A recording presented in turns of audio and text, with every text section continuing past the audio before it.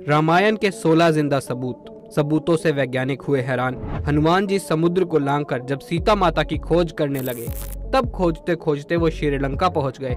लेकिन वहां पहुंचकर किसी कारणवश उन्हें अपना विशाल रूप धारण करना पड़ा, जिसकी वजह से उनके पैरों के निशान वहां के चट्टानी पत्थरों पर जम गए। शायद आपने भी रामायण में ये कहानी जरूर सुनी होगी, लेकिन कई लोग इन कहानियों पर विश्वास नहीं करते। अगर आप भी उनमें से एक हैं, तो आपको बता दें कि श्रीलंका में आज भी वहां के चट्टानी पत्थरों पर हनुमान जी के पद्मचिन्ह साफ साफ दिखाई देते हैं। कई लोग रामायण की कहानी को सिर्फ एक काल्पनिक कथा मानते हैं, वहीं कुछ विश्वास भी करते हैं। लेकिन जो विश्वास नहीं करते, उनकी आज सारी गलतफहमियां दूर होने वाली हैं, क्योंकि आज इस वीडियो में हम आपको रामायण के कुछ ऐसे जिंदा सबूत दिखाने वाले हैं जो आपको ये बताएंगे कि रामायण की कथा हमारी धरती पर घटित हो चुकी है। लेकिन वीडियो शुरू करने से पहले हमारे चैनल अमेजिंग लाइफ को सब्सक्राइब करना ना भूलें। सबूत नंबर 1, रामायण के अनुसार जब सीता माता का हरण हुआ था, तब इस बीच सीता माता की खोज में राम जी की मुलाकात हनुमान जी से हुई। इसके बाद हनुमान जी हर रोज एक स्थान पर श्री राम की प्रतीक्षा करते थे। आज इस स्थान को हनुमान गढ़ी के नाम से जाना जाता है, जहां पर हनुमान जी का एक बहुत बड़ा मंदिर भी है। सबसे बड़ी बात तो ये है कि रामायण में भी आपको इस मंदिर का उल्लेख साफ साफ देखने को मिलेगा। बात करें दूसरे प्रमाण की, तो जब रावण सीता माता का हरण करके उन्हें श्रीलंका ले गया, तब अशोक वाटिका में रखने से पहले उसने सीता जी को वहां की एक गुफा में रखा। सबसे बड़ी बात यह है कि आज भी वो गुफा वहीं पर मौजूद है, जो देखने में बिल्कुल कोबरा सांप की तरह दिखाई देती है। जब आप इस गुफा के अंदर जाएंगे तो आपको वहां ढेर सारी नक्काशियां मिलेंगी, जो इस बात का प्रमाण देती हैं कि रामायण की कथा कोई काल्पनिक कथा नहीं थी। सबूत नंबर 3, इसी तरह दोस्तों, जब श्री राम जी को पता चला कि सीता माता को कहां पर कैद कर रखा गया है, तब हनुमान जी और बाकी लोगों के साथ वो श्रीलंका के रास्ते पर निकल पड़े। लेकिन बीच में विशाल समुद्र को देखकर वो वहीं पर रुक गए। उसी वक्त उनकी सेना ने चट्टानी पत्थरों पर राम नाम लिखकर पानी में उतार दिया, और जैसे ही राम नाम लिखकर पानी में पत्थरों को उतारा गया, पत्थर पानी में तैरने लगे। इसके बाद उनकी पूरा सेना ने मिलकर श्रीलंका तक पुल बनाया, जिसे आज राम सेतु के नाम से जानते हैं। तो दोस्तों, अब आप ही बताइए कि रामायण का इससे बड़ा सबूत और क्या हो सकता है। लेकिन अगर आपको अभी भी यकीन नहीं आ रहा, तो अभी तो और सुनिए। जिन पत्थरों से इस राम सेतु का पुल का निर्माण हुआ था, आज भी वो पत्थर वहीं पर मौजूद है। जब इन पत्थरों की रिसर्च की गई, तब जाकर पता चला कि पत्थर रामायण युग के ही हैं। इसके अलावा रामायण में आपने भी ये पढ़ा होगा कि एक बार लक्ष्मण मूर्छित हो गए थे। उस वक्त हनुमान जी हिमालय गए और वहां से संजीवनी बूटी का एक पूरा का पूरा पहाड़ उठाकर ले आए। लेकिन कई लोग पूछते हैं कि जब हनुमान जी उस पहाड़ को उठाकर श्रीलंका तक ले गए, तो आखिर वो पहाड़ है कहाँ? चलिए आज आपको इसके भी दर्शन करा देते हैं। प्रमाण नंबर 4, आप श्रीलंका जाएंगे और रामायण के तत्वों को ढूंढने की कोशिश करेंगे, तब आपको वहाँ पर एक बहुत ही विशाल पहाड़ देखने को मिलेगा, जिसे आज द्रोणागिरी पर्वत के नाम से जाना जाता है। सबूत नंबर 5, आपको जानकर हैरानी होगी कि हाल ही में इस पहाड़ पर और इसके इर्द गिर्द कुछ वैज्ञानिकों ने रिसर्च करनी शुरू करी। अपनी रिसर्च में उन्होंने ये पाया कि इस पहाड़ पर कुछ ऐसी जड़ी बूटी है जो सिर्फ और सिर्फ हिमालय पर ही पाई जाती है। हालांकि वैज्ञानिक भी इस रिसर्च को करने के बाद बहुत ज्यादा हैरान हुए। इन सभी तथ्यों से आपको इतना तो समझ में आ ही गया होगा कि रामायण की कथा काल्पनिक नहीं थी। लेकिन अभी रुकिए, अभी ऐसे और भी कई तथ्य हैं जो आपको हैरान कर देंगे। सबूत नंबर 6, इसी तरह जब रावण सीता माता का हरण करके ले जा रहा था, तब जटायु ने रावण को रोकने की कोशिश की थी, लेकिन वो अपनी इस कोशिश में सफल नहीं हो सका। रावण ने उन्हें मार गिराया, लेकिन जहां पर जटायु गिरे, आज उस जगह को लेपाक्षी मंदिर के नाम से जाना जाता है। यहाँ पर ऐसे कई सबूत हैं जो आपको ये बताएंगे कि जटायु का पार्थिव शरीर इसी जगह पर गिरा था।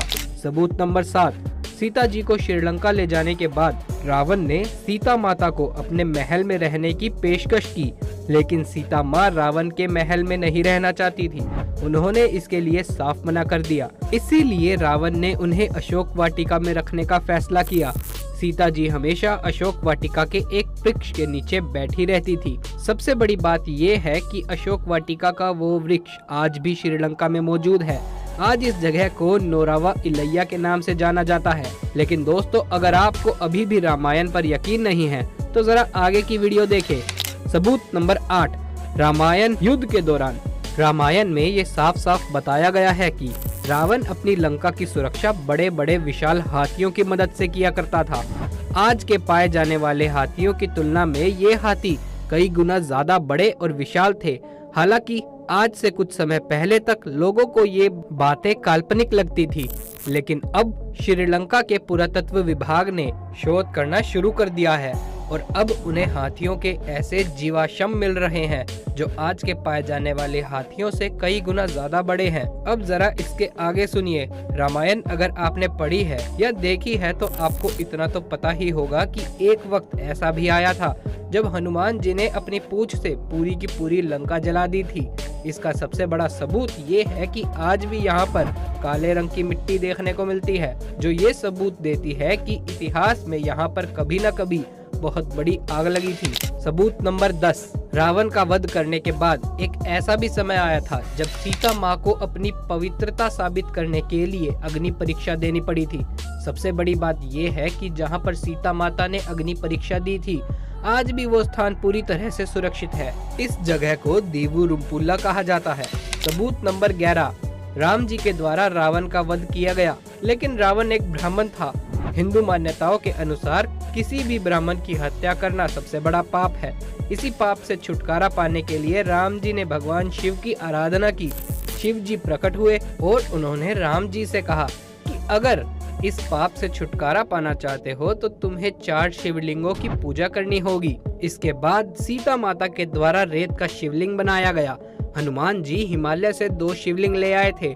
वहीं राम जी ने खुद अपने हाथों से एक शिवलिंग का निर्माण किया, जो आज भी मौजूद है। इस मंदिर में आज भी राम जी के द्वारा बनाए गए शिवलिंग की पूजा की जाती है। सबूत नंबर 12। अपने वनवास काल में अयोध्या को छोड़ने के बाद श्री राम नासिक पहुंच गए थे। उसके बाद काफी लंबे समय तक वो नासिक के इन्हीं जंगलों में रहे थे। इसी बीच एक बार लक्ष्मण ने रावण की बहन शूर्पणखा की नाक काटी थी। आपको जानकर हैरानी होगी कि जहां पर लक्ष्मण ने शूर्पणखा की नाक काटी थी, आज भी वो जगह नासिक में मौजूद है, जिसे पंचवटी के नाम से जाना जाता है। सबूत नंबर 13। भगवान राम की तरह रावण भी भगवान शिव का बहुत ही बड़ा भक्त था, इसलिए उसने एक बहुत बड़े भव्य मंदिर का निर्माण भी किया हुआ था, जो आज भी मौजूद है। इस मंदिर को कल्याणेश्वर मंदिर कहा जाता है। इस मंदिर में भगवान राम के अलावा रावण की भी मूर्तियां बनी हुई हैं। यहाँ पर लोग भगवान राम के साथ साथ रावण की भी पूजा करते हैं। सबूत नंबर 14। इसके अलावा दोस्तों, आप ये भी जानते होंगे कि सीता माता के पिता का नाम राजा जनक था। अगर आप नेपाल जाएंगे तो वहाँ पर आपको जनकपुर नाम का एक शहर देखने को मिलेगा। यहाँ पर आपको राजा जनक का महल भी देखने को मिल जाएगा। इसके साथ साथ आपको वो जगह भी देखने को मिलेगी जहाँ पर राम सीता का विवाह हुआ था। वैसे रावण की सोने की लंका कहाँ है, आप ये जरूर जानना चाहेंगे। सबूत नंबर 15। आपको बता दें कि हाल ही में शोधकर्ताओं को श्रीलंका की पहाड़ी में ऐसे कई अवशेष मिले हैं जो बताते हैं कि यहाँ पर कभी बहुत बड़ा महल हुआ करता था। हालांकि यहाँ के हालातों को देखकर आप ये तो नहीं कह सकते कि यहाँ कोई महल मौजूद है, लेकिन हाँ, ये जरूर साबित होता है कि यहाँ कभी महल हुआ करता था। सबूत नंबर 16। रावण के वध के बाद राम जी ने लंका का सारा भार विभीषण के हाथों में सौंप दिया।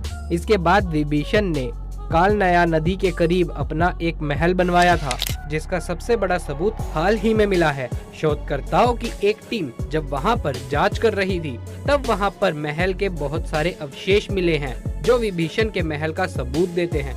दोस्तों, इन सारी बातों से आपको इतना तो यकीन आ ही गया होगा कि रामायण की कहानी काल्पनिक नहीं है, ये केवल किसी के दिमाग की उपज नहीं है। लेकिन आपको बता दें कि अभी भी इसकी खोज पूरी तरीके से नहीं हुई है।